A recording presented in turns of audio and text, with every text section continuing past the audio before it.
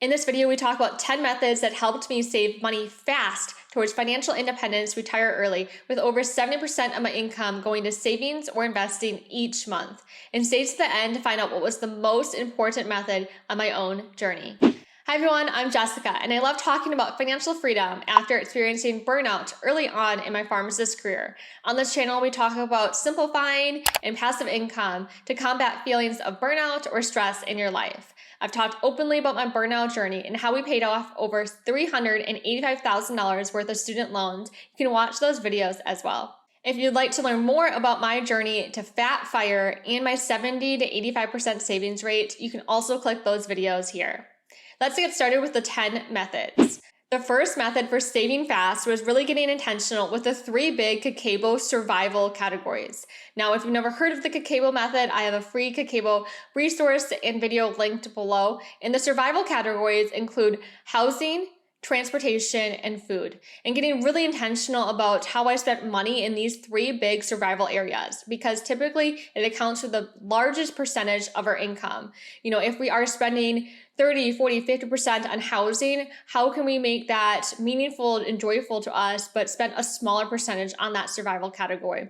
And in my previous videos, you know that we house hacked and we did other things to decrease our housing expenses. We kept our own cars to decrease our transportation costs, and we cooked more food at home. We were really intentional of how we ate out. So being able to decrease these percentages of our overall income really helped me achieve that 70% or greater savings or investment rate. The next method was really to clarify my long-term goals towards fat fire and how it would have an impact on myself and my loved ones. And this is really important to go through that clarifying stage, just like we go through the clarifying stage before we start simplifying or decluttering our environments, clarifying what our long-term goals are, what our ideal lifestyle is, why we're on this journey in the first place.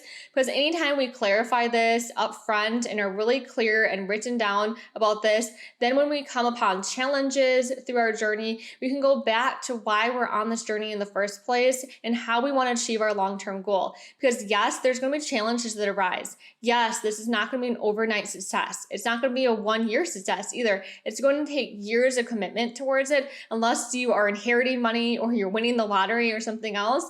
So we want to be able to clarify this up front so that we stay on this path towards our long-term goal. Going back to our why is so important. Why we want financial freedom, why we want time freedom in our lives. The next way to save money fast is surrounding yourself with people who also think in an eco-friendly manner. And one way to do this is with your Buy Nothing group.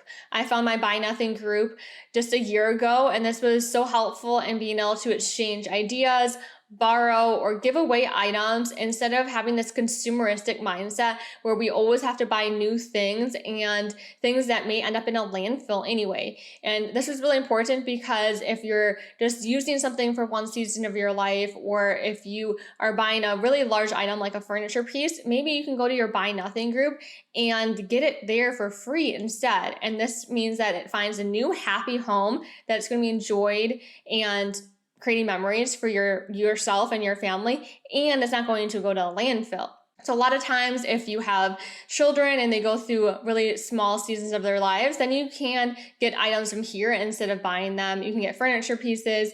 Then you can start that culture of sharing and giving away things to create memories in other people's households too. And you might not realize how much money you're saving by joining a Buy Nothing group, but when you join the group and you realize that, oh, instead of going to Amazon or going to the store to buy this thing, let me post in the group and see if someone already has it and would let me borrow it or is planning to give it away soon, instead of going out and buying it. And that could save you a few dollars here or hundreds of dollars, depending on how large the item is that you're planning to purchase and now getting for free. The next method is the 24-hour rule, meaning anytime you're going to go out and purchase something, you're going to leave that purchase in your online cart or in the store for 24 hours before you actually pull the trigger and pay for it. So a lot of us probably online shop and you're going to leave that item in your cart for at least 24 hours.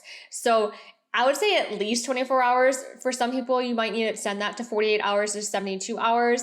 But usually this means that it can be really helpful to realize that it's not an impulse buy. It's not mindless shopping. We're making a really intentional choice before we spend our dollars. And this is really helpful in cutting off that shopaholic behavior. I know that I've had that shopaholic addiction in the past when I was going through burnout. So it's really important to apply the 24-hour rule and stick to it, and maybe also not shop on your phone and shop on an actual computer instead of a phone device. That 24-hour rule will also help with that instant gratification type of mentality we have a lot with shopping, because we're not going to have that instant gratification that comes with clicking purchase. And maybe that means that if we don't really want that and we're really intentional with our shopping habits, then we're not actually going to buy a lot of things. We're going to think about quality items and eco-friendly items in our life. The next method to save more money is to reduce the urge. So many of you probably have gotten marketing emails and different ads that you have seen, and that causes you to purchase something that you weren't really intentional about. So I really like doing that digital declutter where we are simplifying our email inboxes, simplifying our social media, so we're not enticed by new sales emails or ads coming through. And I have a whole digital decluttering workshop on how to do this if you're interested in applying it to your email inbox. The next way to save money fast is to look for the free options. And these could be simple things in terms of, I'm a big advocate for enjoying experiences over things. So, looking for the free items in your local community or when you're traveling. So it could be that free museum that you go to. It could be that free library that you get books from. For finances, it could be that free credit report that you get each year. So different things that you see if there's a free option before you actually go out and spend money on something. The next way to save money is to educate yourself and to be continually learning. So I recommend, reading lots of books, listening to podcasts, watching YouTube videos, whatever learning method that works best for your lifestyle, and educating yourself to up level and see how you can then maybe employ the skill set you learned, help out a friend, help out a community member, or even turn it into a small business or a side hustle. Next way to save money fast is to pay yourself first. And a lot of people get really confused when I talk about this, but basically that means when you are paid, let's say you have a paycheck that comes in twice a month, you've set up automatic deposits to deposit money into your high yield savings account and deposit money into your investment accounts. Maybe your employer already does this for you. They automatically deposit money into your 401k and your employer match potentially into your 401k before you even get your paycheck into your bank account. And that's one way you can automate and pay yourself first so that money is automatically going into an investment account or into a high yield savings account before you get that rest of that money into your checking account and start using it towards expenses. And this means that instead of seeing what's left over at the end of the month or the end of the week, we are proactively setting aside money for savings and investing before we start spending the money on other survival or optional type of Kakelbo categories in our life. The next method is to get really intentional with yearly expenses and subscriptions, meaning, each month you could look at a yearly expense or a subscription and see if it's bringing you joy and meaning and intention into your life. So yearly expenses could include car insurance, it could include your cell phone plan, it could include your internet or cable plans. And some of our monthly expenses could include more entertainment type of plans, streaming services, audio services, book services, or even our fitness workouts and different types of workout and health services. So evaluating one of those each month and seeing, does it add value to our lives?